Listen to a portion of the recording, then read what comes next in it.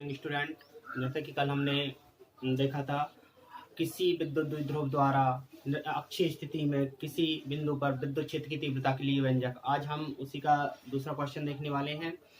निरक्षीय स्थिति में किसी बिंदु पर विद्युत क्षेत्र की तीव्रता के लिए व्यंजक निकालेंगे आज।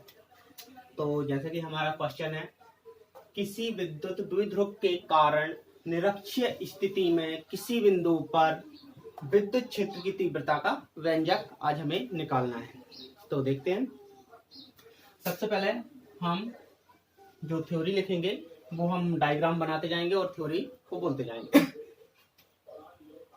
माना ए बी एक विद्युत द्विध्रुव है। माना ए बी एक विद्युत द्विध्रुव है जो प्लस क्यू और माइनस क्यू से मिलकर बना हुआ है। इसके बीच की दूरी 12 है। इसका मध्य बिंदु O है। जब भी मध्य है तो ये दोनों बराबर भागों में बटेंगे तो हम इन्हें LL कर देंगे। इसके बाद में R दूरी पर मध्य बिंदु से द्विध्रुव के मध्य बिंदु से R दूरी पर कोई बिंदु P है जिस पर हमें विद्युत क्षेत्र की तीव्रता निकालनी है। हम A और P को आगे की ओर मिला देंगे। ये हमारा P बिंदु हो गया, ये हमारी तीव्रता हो गई E1। इसी प्रकार हम B को भी मिला देंगे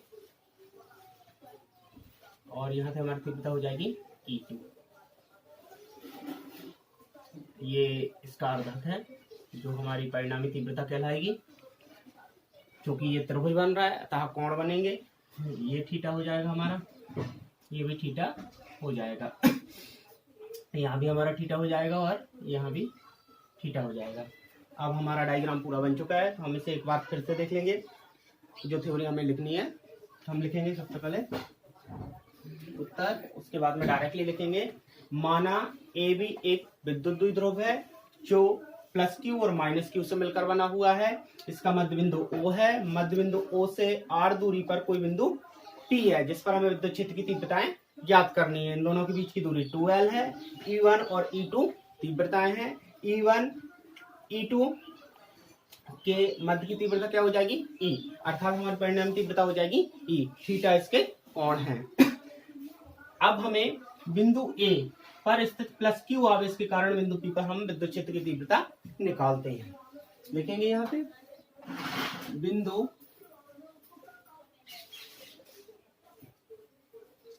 A पर स्थित प्लस क्यू आवेश के कारण बिंदु P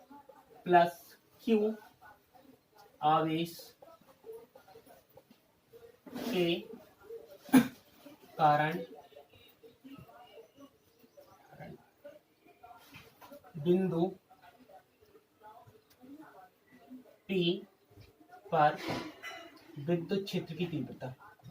विद्युत क्षेत्र की तीव्रता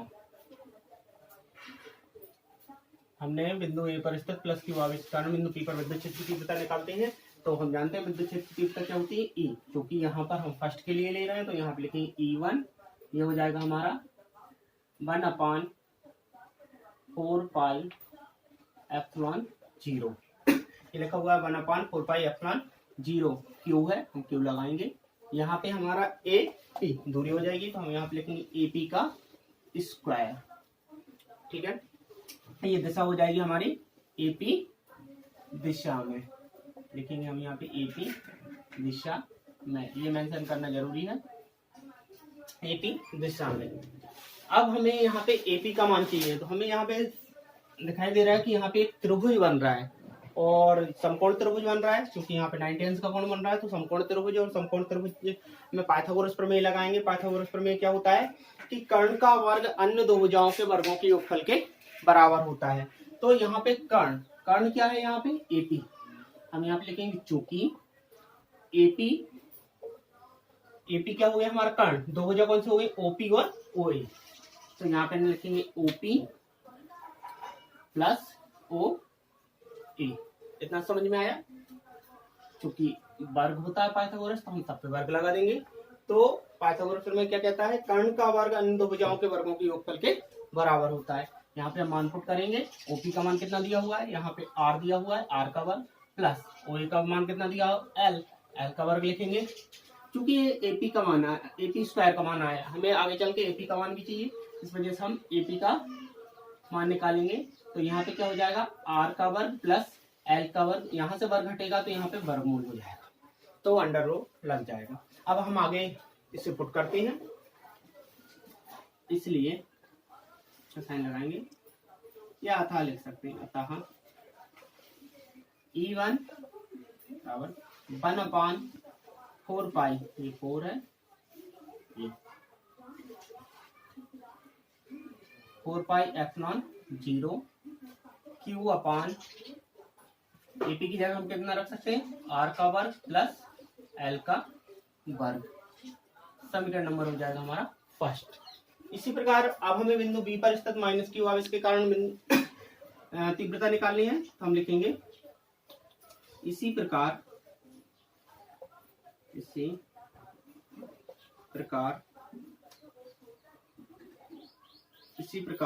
बिंदु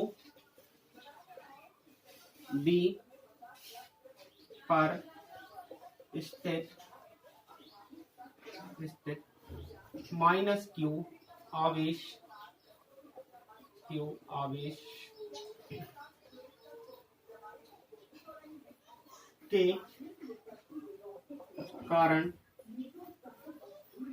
कारण बिंदु P पर विद्युत क्षेत्र की तीव्रता निकालेंगे। तो यहाँ पे E1 इसकी तीव्रता कितनी है, E2, हम लिखेंगे यहाँ पे E2 is equal to 1/4 pi epsilon 0 Q upon यहाँ पे कितना दिया है, BP, हम लिखेंगे यहाँ पे BP का स्क्वायर। किस दिशा में हो जाएगा ये, BP का हो जाएगा PB दिशा में, क्योंकि तीव्रता कहाँ की ओर आ रही है, P से B की ओर आ रही दिशा में। आगे बढ़ते हैं। जैसा हमने यहाँ पे त्रिभुज का मान पाइथागोरस प्रमेय निकाला, तो उस प्रकार यहाँ पे भी निकालेंगे। चूंकि BP का वर्ग अर्थात कर्ण का वर्ग, OP का वर्ग प्लस OB का वर्ग, यहाँ पे हमने निकाल लिया है। अब OP का मान हम जानते हैं कितना दिया हुआ है, R का वर्ग हो जाएगा। यहाँ पे OB का मान कितना दिया है, L, तो हम लिखेंगे L का वर्ग। अब ये मान हम यहाँ पे पुट करेंगे, E2 is equal to 1/4 pi epsilon 0 into Q upon ये हो जाएगा हमारा R का वर्ग L का वर्ग, ये हो जाएगा हमारा समीकरण नंबर सेकंड।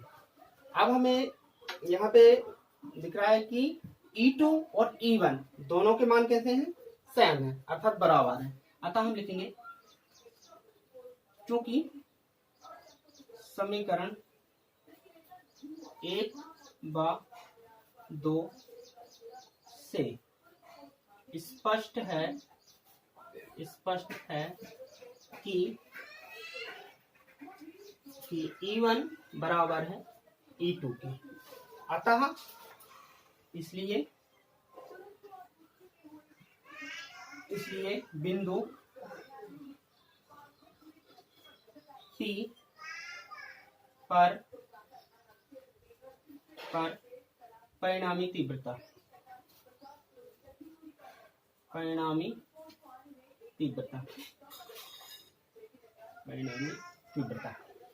देखते हैं।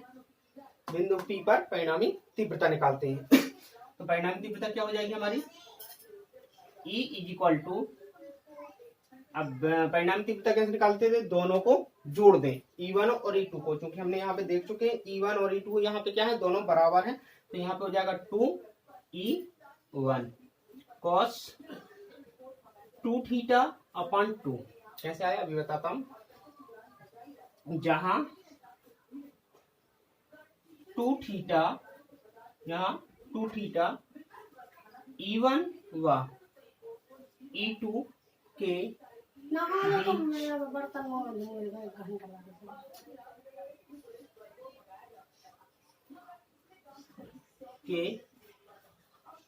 बीच का कोण, जहां 2 थीटा E1 और E2 के बीच का कोण है। स्पष्ट है, ये E1 और ये E2 थीटा थीटा दोनों को जोड़ेंगे, क्या आ जाएगा हमारा 2 थीटा, तो E1 और E2 के बीच का कोण हो जाएगा ये। आगे रखेंगे, E1 का मान यहाँ पे पुट करेंगे, 2 से 2 कैंसिल हो जाएगा, तो यहाँ पे हमारा मान हो जाएगा 2E1 cos थीटा। हम समीकरण 1 से मान पुट करते हैं E1 का, करेंगे, ये हो जाएगा हमारा E is equal to 1 upon 4 pi epsilon 0, ये आ गया। Q, क्योंकि हमारे पास में यहाँ पे 2 भी था, हम 2 को यहीं पे मेंशन करेंगे, 2Q कितना दिया हुआ है, R का वर्ग प्लस L का वर्ग। इतना तो समझ में आया। E1 का मान रखा है, 2 हमारे पास यहीं से था, हमने यहाँ पे रखा, और यहाँ पे क्या बच रहा है, cos थीटा।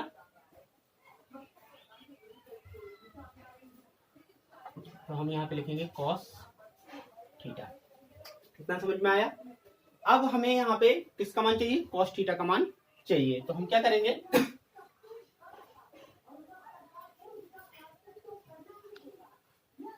स्पष्ट है, हम एक लाइन लिखते हैं। तो यहाँ पे ये हमारी क्या निकली है, परिणामी तीव्रता निकली है। तो परिणामी तीव्रता कहाँ से आई वो देखते हैं पहले। तो परिणामी तीव्रता, परिणामी तीव्रता, परिणामी तीव्रता कितनी है, E। ये कहाँ से आई है, ये आई हमारे कोण E1 P E2, कोण E1 P E2।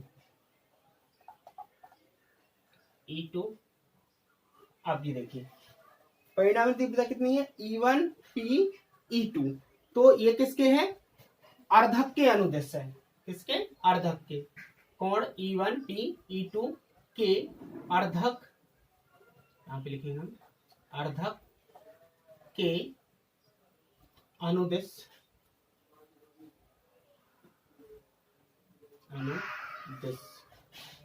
अर्थात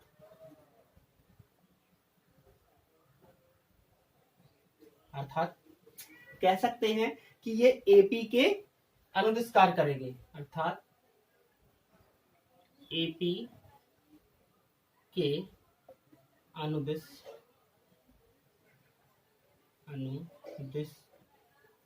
कार्य करते हैं।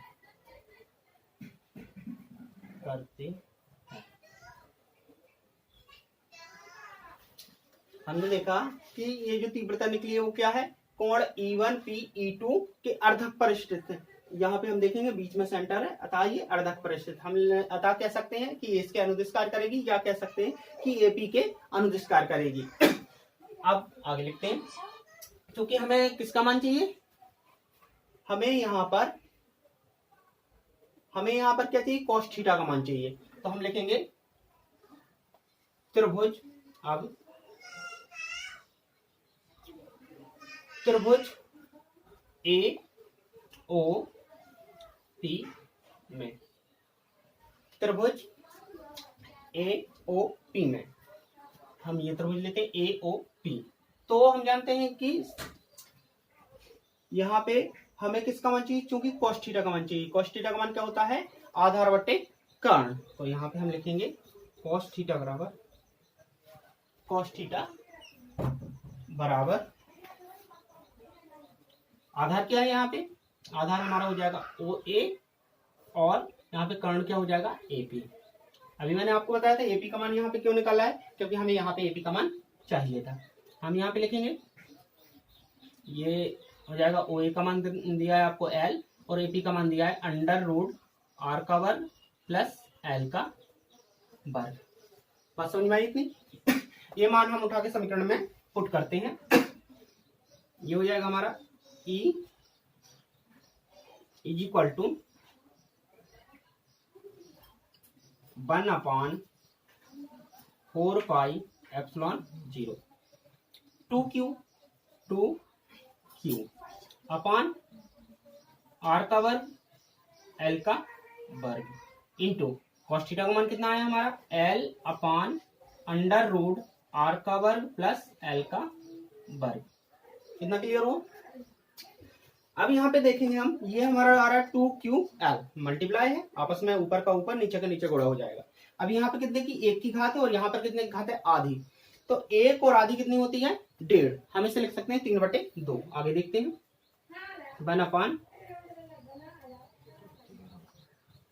1/4 पाई एप्सिलॉन 0 2QL इस प्रकार लिख सकते हैं। यहाँ पे हो जाएगी हमारी R का वर्ग प्लस L का वर्ग, ये हो जाएगा हमारा 3/2। ये 3/2 है 3/2। इतना समझ में आया? चूंकि हम जानते हैं 2QL क्या होता है द्विध्रुव आघूर्ण, जिसे हम P से शो करते हैं। हम यहाँ पे लिखेंगे E बराबर 1/4 पाई एप्सिलॉन 0, यहाँ पे जाएगा हमारा P अपॉन R का वर्ग प्लस L का वर्ग 3/2। इतना क्लियर? ये कहां से आया हम लिख देते हैं यहाँ पे, चूंकि P बराबर होता है 2QL द्विध्रुव आघूर्ण, द्विध्रुव आघूर्ण इसे हमने मेंशन कर दिया। अब यदि R की तुलना में L कैसा हो, बहुत छोटा हो, हम लिखेंगे चूंकि R बड़ा है L से, अतः यहां पे लिख देते हैं इसलिए R बड़ा है L से, तो हमें यहाँ पे L की उपेक्षा कर देंगे। तो यहाँ पे हो जाएगा E is equal to 1/4 pi epsilon 0, बाकी बचा है हमारा P। यहाँ पे हो जाएगा, जब हम L की उपेक्षा करेंगे तो L तो 0 हो जाएगा, तो यहाँ पे क्या बचेगा हमारा R का वर्ग, और घात कितने की है 3/2। तो हम जानते हैं घातों का क्या होता है गुणा होता है, तो 2 से तो क्या हो जाएगा कट जाएगा, तो यहाँ पे क्या बचेगा हमारा 1/4 पाई एप्सिलॉन 0 P, ये हो जाएगा हमारा R की घात 3। यही हमारा अभीष्ट व्यंजक है निरक्षीय स्थिति के लिए, यही अभीष्ट व्यंजक।